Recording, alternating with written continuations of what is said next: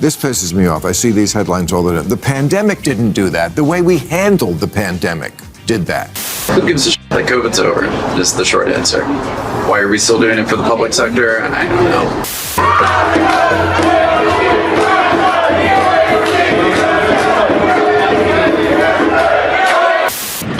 How is the administration trying to put them out of business? Ooh, we've got an interesting one today. There's a letter that went home to parents of preschool students that we'll get off right off the bat. It's really interesting. Bill Maher says, the whole COVID thing is really bad how we handled it. Project Veritas went undercover and talked to an official in the Mayor Eric Adams administration in New York City. AOC danced to people criticizing her. KJP did KJP things. And more coming up on this episode of Daily Caller Live. My name is Jobob. Thanks so much for tuning in. Daily Caller Live starts. Hold on, give it a second. Hold on, wait. The music is still playing. We've lost. Here we go. Daily Caller Live starts right now. 3, 2, 1. Here we go. That might be the only brown guy on earth named Jobob. That is actually their name, Jobob. Live from the dingy bunker, completely cut off from the outside world, except for you fine folks. My name is Jobob. This is Daily Caller Live. Thanks so much for tuning in on today. It is October 20th, the year of our Lord 2022. It's always interesting when we forget to put some of the things in the morning, and I gotta do it on the fly, stall, and I'm not very good at stalling while also trying to do things. It's kind of difficult talking. A lot of great stuff today. Finally getting to the Bill Maher stuff from last Friday that I think we should, be talking about more often than we are. AOC doing AOC things, and Project Veritas out with another killer video. We'll get to that second. But first off, I want to get to this. A letter went out to parents of a preschool in a ritzy DC preschool. I think it's called River School. I'm not entirely sure what the preschool is called. This was kind of interesting because somebody tweeted this out. A parent tweeted this out. It got a bunch of traction. A couple articles got written about it in the Examiner, in all over the more conservative media outlets. Obviously, I don't think like the WAPO or the the Wall Street Journal took this on at all.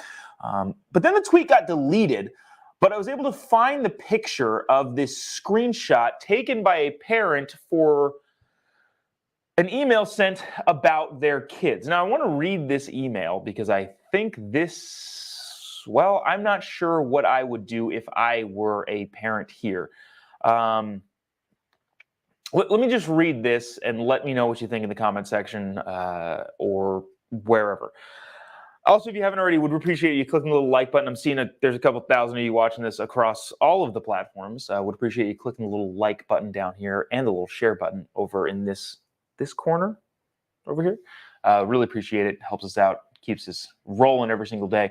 There's also I don't know what stars are, but I've seen there was like 10 of you that gave stars. I don't know what that is. If you're on Facebook and you have the ability to give stars, great. I don't know how that works yet. I'll look into it. Anyways, I want to get to this. Here's an email sent from a preschool to their parents. Now, I'm curious in the comment section, let me know how you would handle this if you were a parent receiving this email from your child's preschool. Hello, Manatee families. We wanted to take an opportunity to share some exciting news with you. Though you may have already known Mr. Powell's belly growing, Tristan, who I can imagine is Mr. Powell's first name, is expecting a kiddo in mid-January. Of course, you may have some questions about what that looks like for the Manatee class, so we wanted to share some FAQs with you. Parent leave. Tristan is hoping to teach through December, possibly through December on a January baby arrival. He's taking off time with new parents, yada, yada, yada, yada. Tristan's journey. Tristan will be a solo parent by choice. A pregnancy has been a hopeful plan for the last decade, and Tristan is thrilled that it is finally happening. Tristan will go by Abba, which is Hebrew for dad, and uses he, him pronouns. So I'm curious in the comment section, what do you think you would get in your shoot? There's more to this article. Let me find that right now. This got cut off. and I want to bring a couple. Okay, here we go.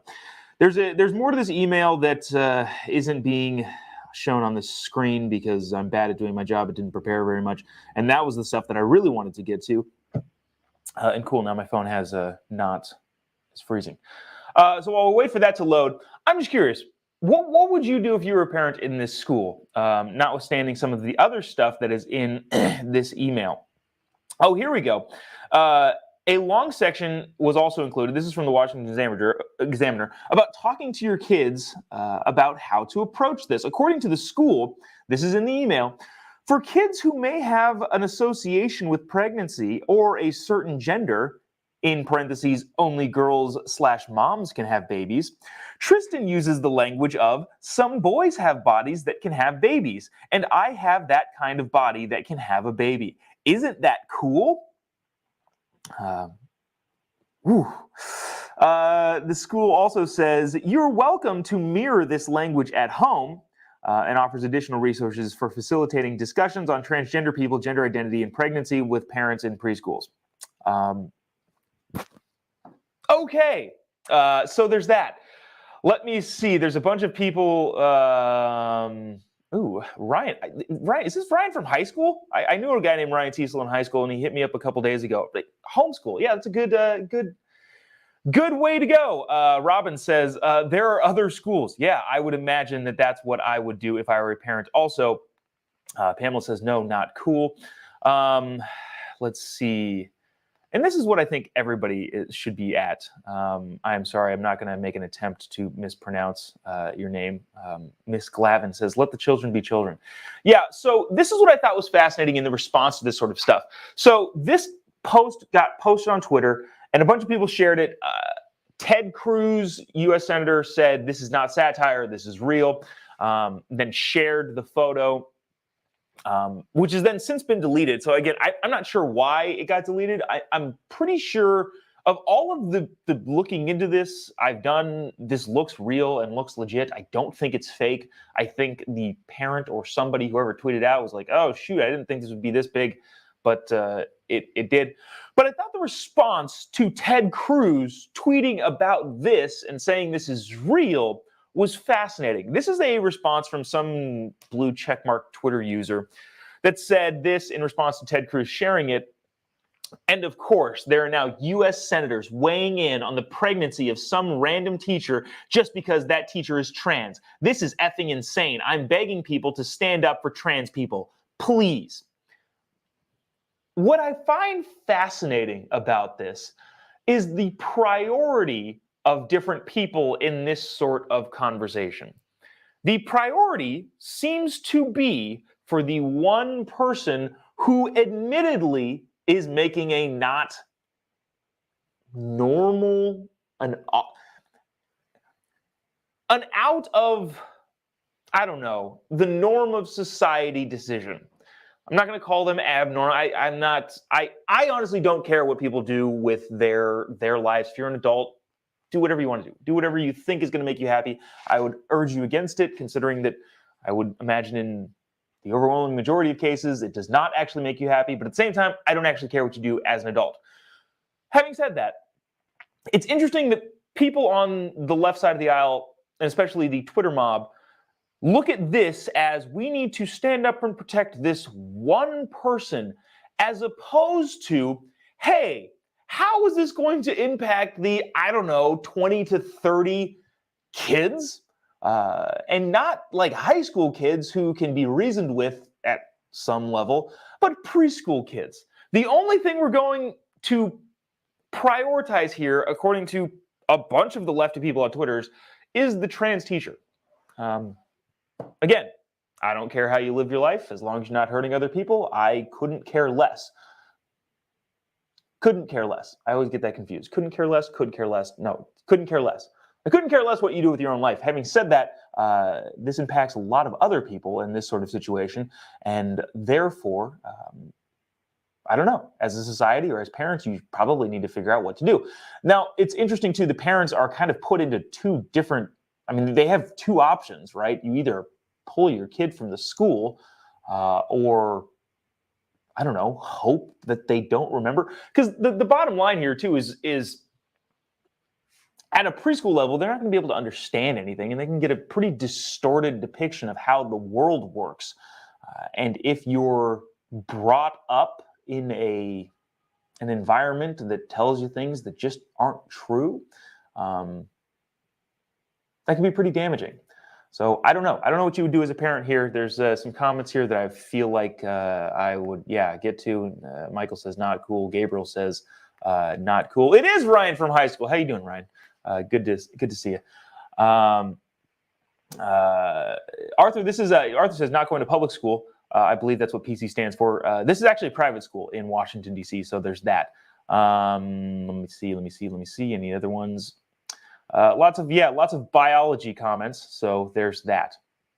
But anyways, interesting kind of a problem that a lot of parents are having to deal with. And I was going to say I don't know what I would do if I were a parent. No, I would yank my kid from that school.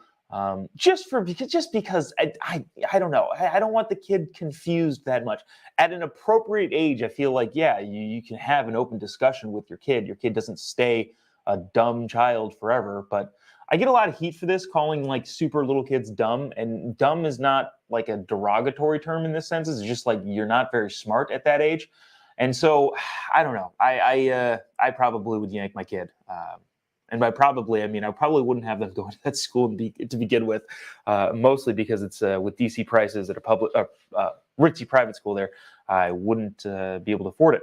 Anyways, so there's that. I thought that was interesting. Maybe we'll get to some more of the comments a little bit later, but I think it seems to be a consensus of, if you get that email as a parent for your kid in that school, you should probably yank the kid from that school. I wanted to get to this. This is actually interesting, and I feel like, I don't know. Where people watch is interesting on this show. We're streaming on Getter now, Twitter. We're also on Facebook. I think primarily the biggest audience we have for the show is on Facebook, and also YouTube is growing rapidly. I think it's from that one like stand-up bit that like, not to bore you to death with like the analytics of how we do this job, but there was like some stand-up bit that I posted that's like 6.5 million views at this point and got like a bunch of subscribers on YouTube. So now there's a bunch of people on YouTube, but at the same time, I feel like we might get taken down from YouTube because we play Project Veritas stuff.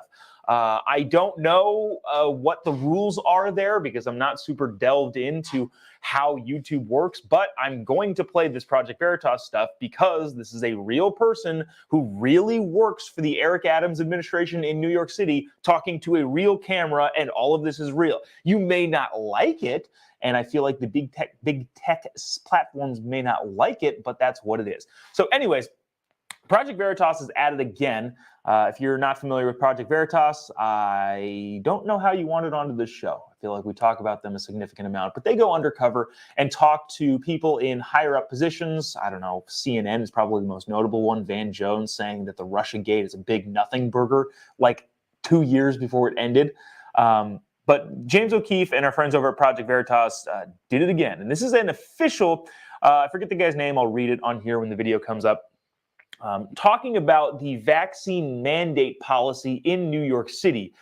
If you don't remember, the government of New York said that everybody has to be vaccinated or else you can't have a job, and that included the private sector. They, I think, did 2 weeks of trying to enforce that on the private sector, and the private sector is like, we're not going to follow any of these rules. And they're like, okay, you're fine. But they did end up keeping the mandate for government workers, for public workers. And that is what this guy is talking about. It is fascinating. Check this out, and we will discuss on the other side. Also, if you haven't already, click the little like button that's down here, and the little share button. Really appreciate it. Or let us know in the comment section what you think about the changing rules. Gabriel says the rules change like the wind. Yes, they do. Check it out. Watch this. The cops are mad at us, though, because we roll back the private sector mandate, or rolling back the public sector mandate. Public service employees still have to be vaccinated, but we were requiring all private employers to mandate vaccines as well, and we've stopped doing that. So. Why? No. Who gives a shit? COVID's over, is the short answer. Why are we still doing it for the public sector? I don't know. We'll probably stop that in a few months. 1,400 people voluntarily quit their jobs rather than get vaccinated. They don't deserve their jobs back. They chose not to do a very, very harmless thing that like protects the rest of society. I don't give a. They're like, this is unfair. Deal with it. We're allowed to set the terms of employment. Period. What does the mayor say? He said they quit. Why should they get their jobs back? They quit. I have no sympathy for them. Like, they made a choice. That was the rule.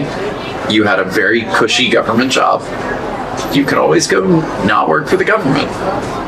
Although for a while you could. You just had to move out of New York, which was great.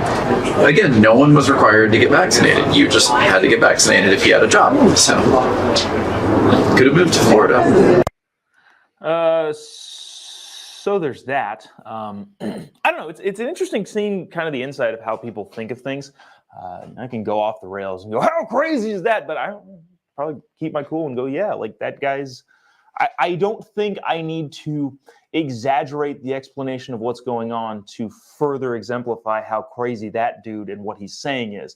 I think we can all pretty much understand, whoa, those types of people are in any sort of power capacity.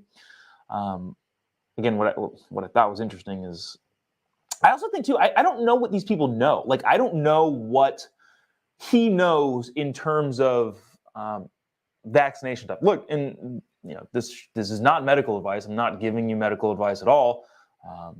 But I think it's pretty clear now, and it should have been for the last year, that getting the shot doesn't stop people spreading it. Yet this guy, like very recently, said, well, if you don't want to do a harmless thing, okay, we're not going to argue about the harmless thing. I know the VAERS process, all this sort of stuff. There's other people out there that are talking about the harmfulness of the vaccine. I'm not going to go there. I don't generally go there. Get it if you want. I don't actually care. Do what you think is best for you. But a harmless thing that protects the rest of society, he says, or something along those lines. That's just blatantly not true.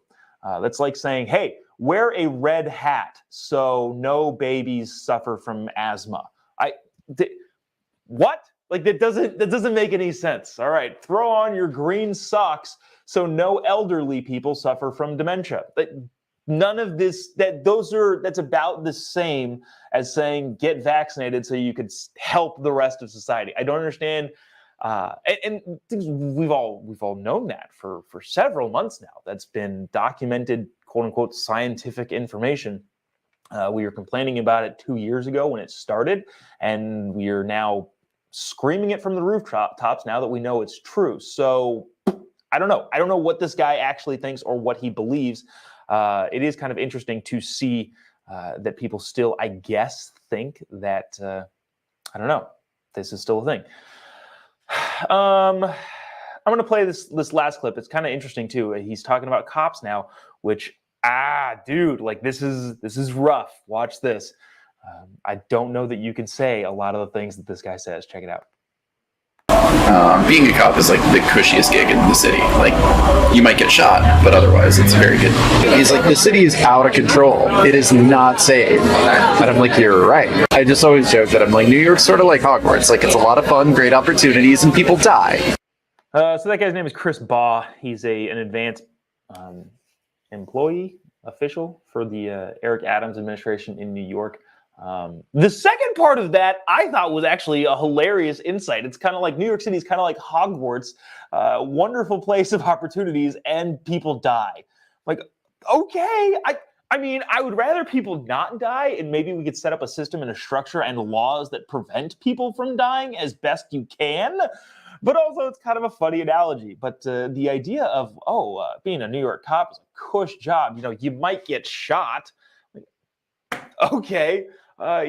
Going to Fallujah is, taking a nice vacation. You might have to fight a war and kill people and be shot at, and maybe you get killed, but, you get a free vacation from the government. Dude, what in the... Okay.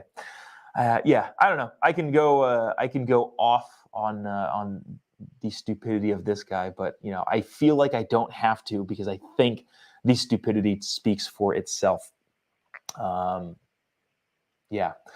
There's a lot of stuff. There's a lot of input on the COVID stuff here. Again, I generally stay away from the adverse effects, the VAERS system, which there's so many other great. The reason I stay away from that is because I'm not as good at explaining that sort of stuff. If you want that sort of stuff, go to Charlie Kirk. The dude is on fire with all of that sort of stuff, and he is much better at explaining it than I am. So that's why I generally stay away from that sort of stuff. But there are better people out there explaining it than me.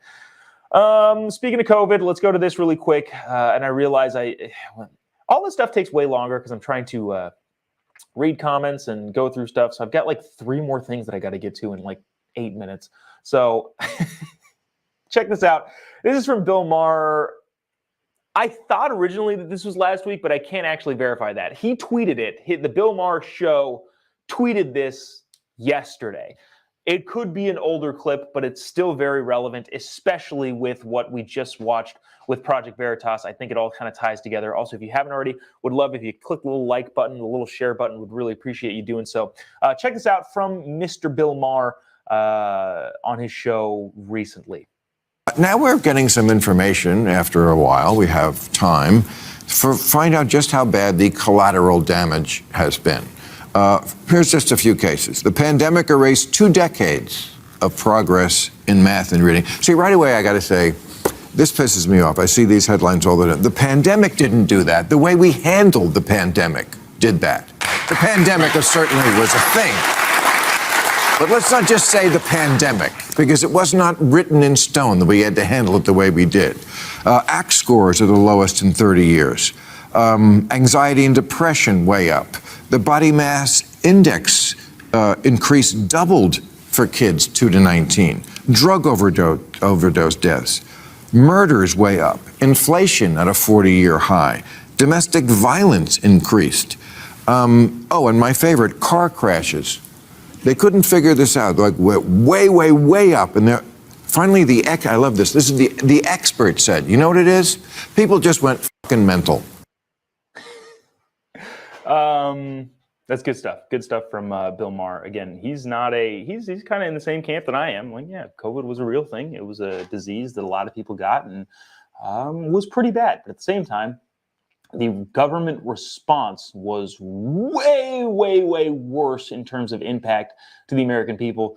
And also, who couldn't have seen that coming? I have one political belief. That is, the government is bad at doing things, and when you're bad at doing things, you should do less things. This clip goes on with this other guy, and I just want to roll through this because I feel like AOC dancing is fun to watch. Check this out. What I would add to that is I think one of the great injustices was the rush to judgment as soon as the shit hit the fan to clear out every college campus and grad school. It never made sense to me that we sent them back through airplanes and car rides with relatives instead of keeping them right where they were. And Bill, I have 3 for whom I'm still paying tuition bills. They were so robbed of a year and a half of all the exchange, the mingling that you talked about last week. Yeah. We're never going to make that time up is my point. Yeah. Guy continues. I don't know who that guy is. I think he was on CNN or something and was talking about, the whole college shutdown was even crazier, especially when we knew college kids for the most part were fine. We still sent them home and didn't do right by them. I also think that's crazy too, that college kids had to pay full tuition for 2 years of not going to college. I think that's weird. I don't know. In hindsight, you could say, I would have taken a year off, but yeah, you don't know. All right, moving on. We're moving to this. Boom Boom says, people are waking up. Yeah, including some of our lefty friends like Bill Maher, who is not a conservative by any stretch of the imagination. Oh, wow, we had a typo here. AOC danced to chants. I'm just going to play this video. You can watch it. People are chanting and booing AOC at a rally, and she decides to dance to the rhythm of their chants. Let us know what you think in the comment section about this one. I actually think this is going to be a bigger deal, I think, in the long run. Just watch. Check this out.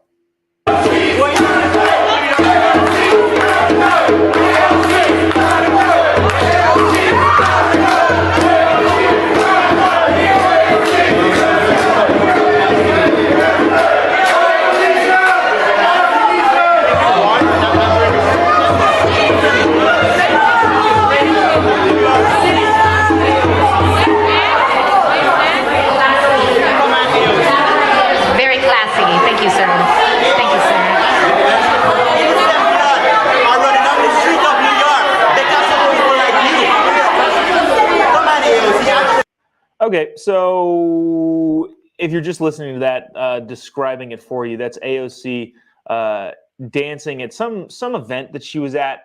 People were chanting, and they were chanting to a beat, and AOC was dancing to that beat. Here's the thing: there's a lot of people that are like, "Oh, how disrespectful!" And I get that. I totally understand that side of the coin there. But at the same time, looking at it politically in the future, right? AOC has higher political aspirations. Chuck Schumer is already concerned that she's going to run against him for that New York Senate seat. I don't know if he's up next cycle. I'm not sure. But he is scared to death that she's going to challenge him. And she will. She'll eventually grab either Gillibrand's Senate seat in New York or Schumer's Senate seat in New York, or at least try to run for it. But I feel like this clip is going to be out there for a long time, and it is not a good look for somebody running for higher office. Again, I don't actually care at all how AOC responds to criticism. I would just say from a marketing communication standpoint, you just sit there. If somebody's protesting you and somebody's mad, you just, I don't know, stand there and let it happen, and eventually it'll be over and you can get on with what you're doing. And I think that passes off the craziness mentality to the person that's doing all of the yelling. So there is that.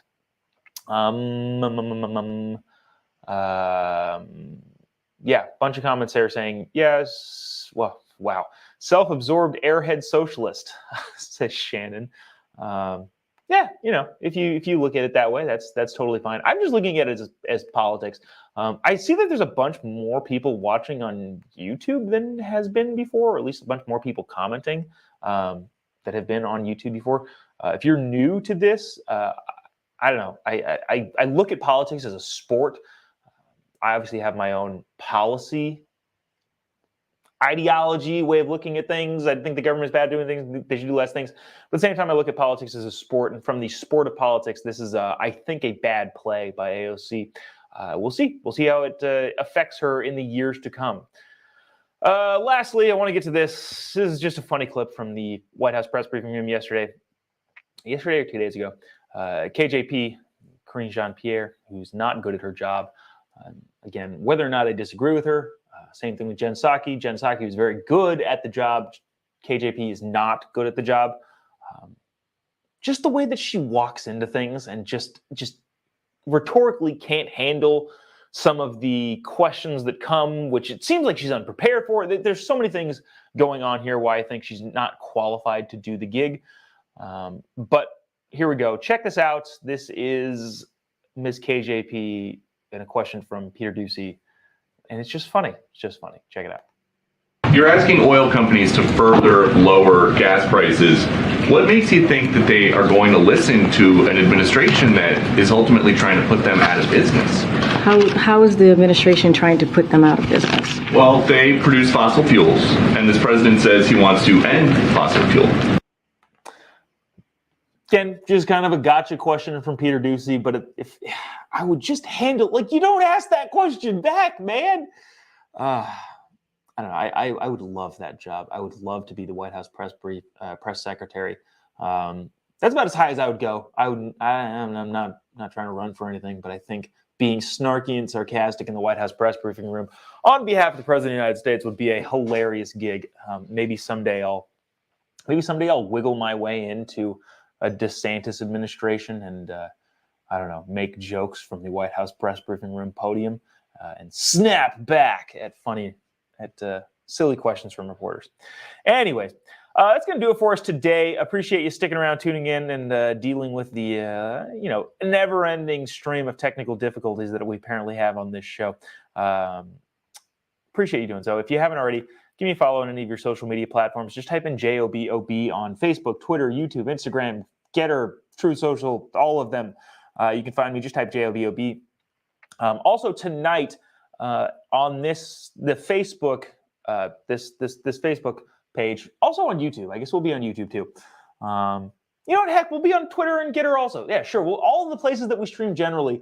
My wife and I are going to do a podcast on the California props because what we've found is that our discussions, in the kitchen, in the living room, around the house, I think reflect a lot of the discussions that a lot of couples around the country have. We're California, or we live in California, and so I think a lot of the discussions around the props either don't ever happen or look a lot like ours. So we're going to provide a platform of, hey, we're just going to talk about it. And I'm not doing really any research on any of them beforehand. We'll just do it in real time and sit in front of the computer and talk until we're bored of talking about the California props. And if you live in California, maybe this will be an insightful thing, but that'll be at 6 p.m. Pacific time, 9 p.m. Eastern. But if you're on the East Coast, I don't know why you would watch that. But yeah, that'll be happening tonight. Let's see, any other updates? I'm in South Dakota. Shoot, is it South Dakota? It is South Dakota. Brookings, South Dakota, Wednesday. We're in Phoenix, but I don't know if we're doing anything public in Phoenix on Tuesday. So if you're in South Dakota by any chance watching this from the upper Midwest, would love to see you in Brookings, South Dakota on Wednesday. Outside of that, we've got a couple other tour dates, but they're far down the road, so we won't bother you with those. That's going to do it for us today. Appreciate you sticking around, tuning in. See you tomorrow, same time, same place. God bless America.